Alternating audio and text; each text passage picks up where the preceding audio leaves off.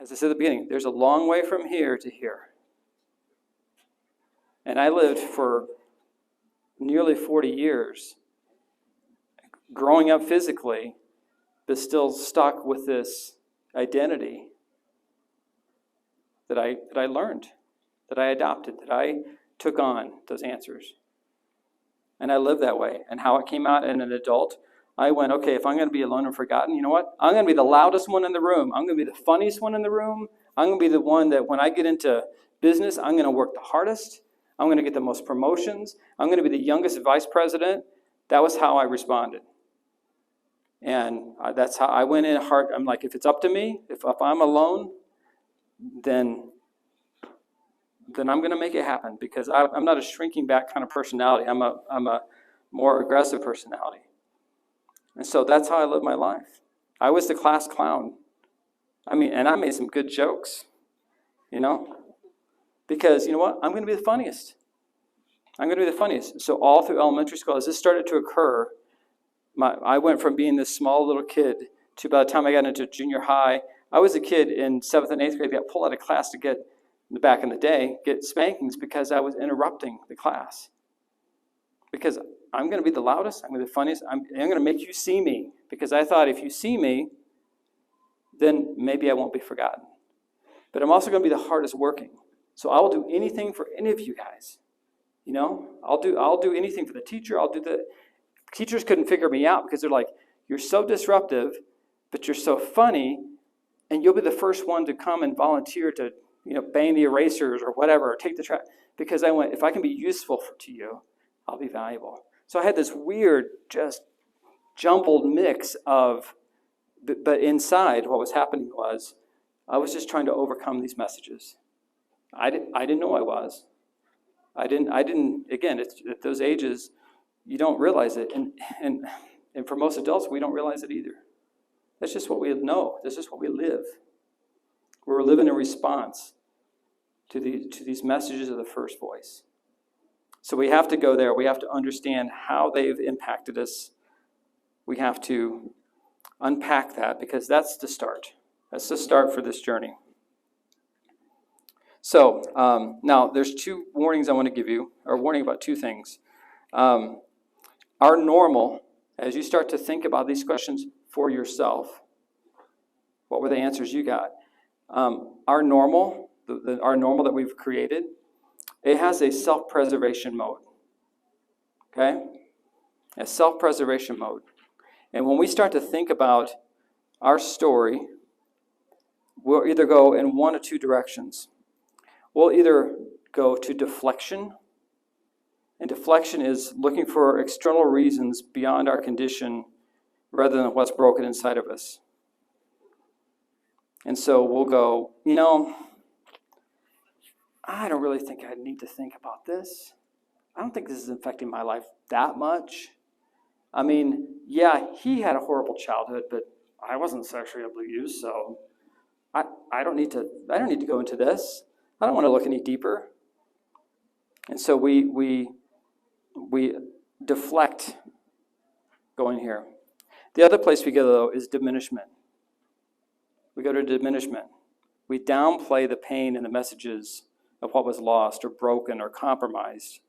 So we'll look back and go, yeah, my parents got divorced, but it was a friendly divorce. You should have seen our neighbors. It was a horrible divorce. They never saw their dad. At least I got to see my dad every other weekend. We trivialize it. We minimize it. So I'm not as affected as they were. I'm probably not affected. 45% of marriages end in divorce. I'm probably okay. I probably skated through that. If you came from a divorce household, I don't care who you are, you came out of it with damage. This is our second marriage for both of us. We damaged our kids. I got divorced. I know it's shocking to think I did, after telling my background and the fact that I was a workaholic and I was a hard charging, I was a porn addict, and I was, in my first marriage. Hard to believe that ended poorly, right? You guys can laugh. It's okay. I've been remarried for a long time. But I had 2 boys. I know I damaged them. I was a bad father. Now, I didn't intend to be a bad father. I never thought I would get divorced. I never thought my kids would see me every other weekend and, 2 days during the week. But that damaged them, right? So if you come from a divorce background, I can tell you, if you're diminishing that, you can flush that because you are. You've had impact. You have to be able to face it. If you come from a background where your dad was not on the scene, you have answers that need healing. If you come from a situation where your dad passed away or was in the military, guys, it's not about whether our dads did great or didn't do great. It's about how we experience life. But be warned, most of us will try to deflect or we will try to diminish. But we still have to go there. So what I want you to do, and we're going to just take a couple minutes today, and then we're going to, I'm going to have you do some homework. I'm going to have you take a couple minutes here, and I want you to take the pages that you have, the notes you have there, and there's some questions on there. What were the words or the phrases that you felt as a child, as the answers that you received to those core questions of who am I, what am I worth, what will I become? Now, if you've never thought about these questions before, nothing might come right away, and that's okay. But some of you might have some very vivid memories that's easy to go, yeah, I know exactly the message I heard. But take a few minutes right now, and we'll take just like 5 minutes right now. And I want you to quiet yourself and ask God, help me to start to remember. If I don't remember, help me to remember. And even if I do remember, God, was there something deeper than that I heard? Was there something deeper that I heard to that question? Who am I, or what am I worth? Or what am I going to become?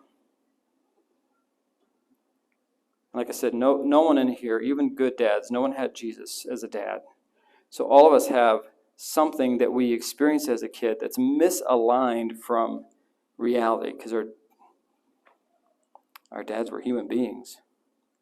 So take a couple minutes, think through those, and then I'll come up and we'll talk about the assignment of the week coming up, okay?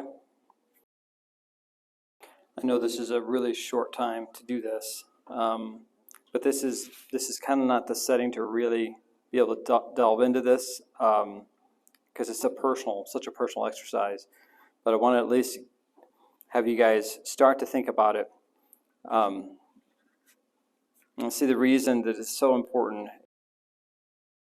If we ever hope to understand the first voice, the voice of our dad, we must allow the story to breathe again. As we experienced it then as a child, not how we skim over it now as an adult. We must permit our past to stand as is and let the characters operate as they actually conducted themselves at the time, not how we wish them to be or how they've become since. Our parents were human.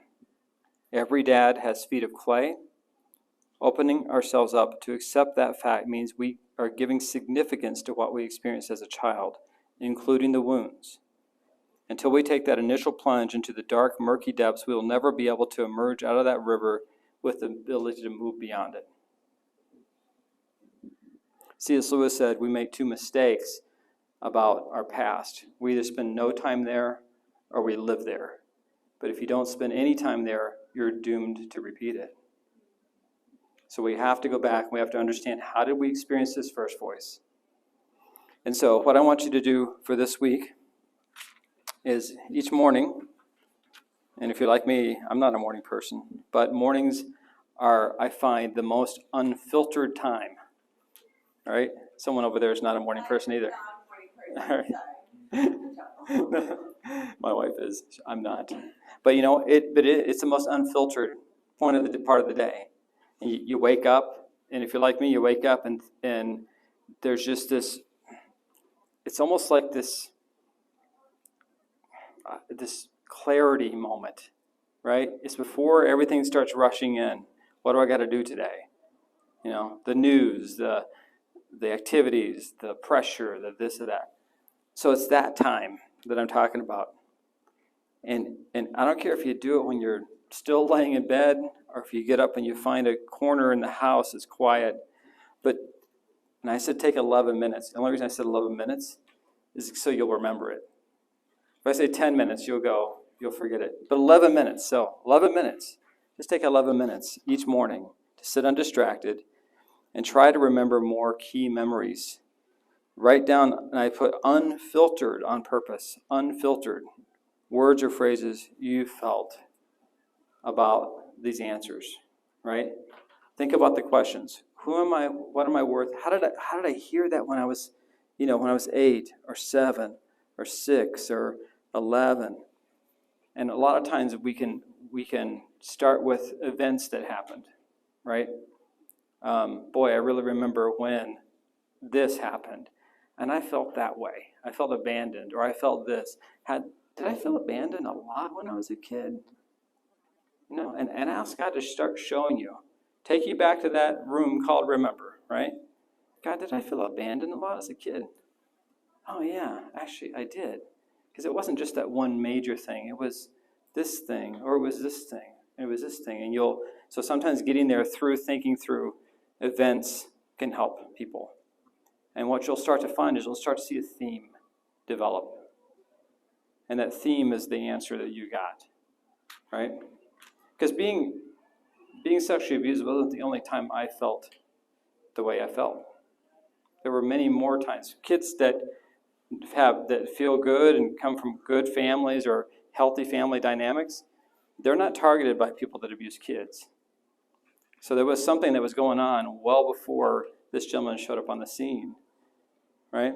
And so there's these themes that you'll see. So go into it, take those unfiltered moments, and try not to put, but Dad was. No, we don't do that right now, okay?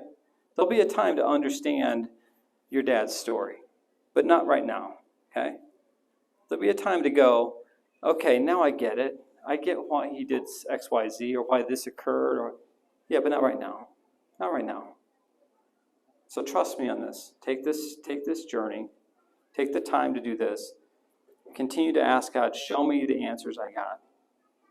Because guess what? When I finally did allow God in my life, I was in my late teens. Guess how I felt when I related to God?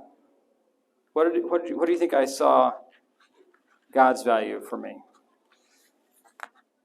Well, if I do stuff for God, I'll be valuable. That didn't come from nowhere, right? It was born out of the answers I received. Do you think I felt like God saw me as significant? No. Why would he? I'm just a little toy boy over here. He can use me. I'm good for using. Yeah. And on those moments where life gets difficult and, life gets tough, do you think I felt surrounded by God's presence and his closeness and his love and all? No. My brain goes to, no, remember, you're alone and abandoned. That's who you are. That's your destiny. None of that's true. But that grid, that normal that I grew up with, that infects this connection with our true Father. So if we don't understand it, if we don't unearth it, you will operate out of that every day of your life. Every day of your life. You will fight what God is trying to tell you, what he really wants you to experience of him. Because you've got a grid that's protecting you. And it might have needed to be there at some levels when you're young, but not anymore. Okay? So go there, guys. Do this exercise, and next week we'll come back and we'll talk a little bit more about how this first voice affects our lives, and then we'll go into Easter weekend, and then we'll turn the corner into how the enemy takes even good father situations and twists them, and takes bad ones and makes them worse. Okay? Can I pray for us? All right. God, thank you that you truly are, and I'll state the truth, you are a good and true Father. You are. That truth is there. But God, we have our stories, our own individual experiences that, whatever they were, whether they were incredibly dark or whether they were only semi-bright, they are well short, just like the size of the universe, the size of your love, like Pastor Josh talked about last week, is immensely more than we could ever imagine. It's so easy to think, well, my dad was good, and so God's good, and yeah, I'm okay. I don't need to go into the depths of this stuff. No. God, your goodness and your trueness as a father is so much more extravagant, so much more rich, so much more everything, loving, that even the best father that walked the earth is a minuscule dot in what we experienced with that Father than what you offer us. So help us uncover and unearth these core messages that we received, to these core questions that you put in us. You put these in us so that we would search and find you and let you find us. So I pray for everyone in this room that they would take the time. Everything is going to fight against them taking this time. If the dog's going to throw up, it's going to throw up tomorrow morning right when we're ready to do this. If the kids are going to wake up early, it's going to be this week. If the alarm is not going to go off or we're not going to hear it, it's probably going to be this week, because God, the enemy knows that if we can lock into these core messages that he has tried to keep hidden from us all of our lives, to keep us from really understanding and encountering you, turning and trying to ask you to help us go into those areas, he's going to fight. Help us live in that awareness, but to do it anyway. And if it doesn't happen in the morning, help us do it at night. If it doesn't happen at night, help us do it over lunch. Whenever, God, we can find the time, help us fight for these so that we can unearth them and offer them to you for you to correct, to heal, to restore, to do whatever it is you need to do in each one of us individually, to take us one step closer to experiencing you as the true and good Father you really are. Protect this time.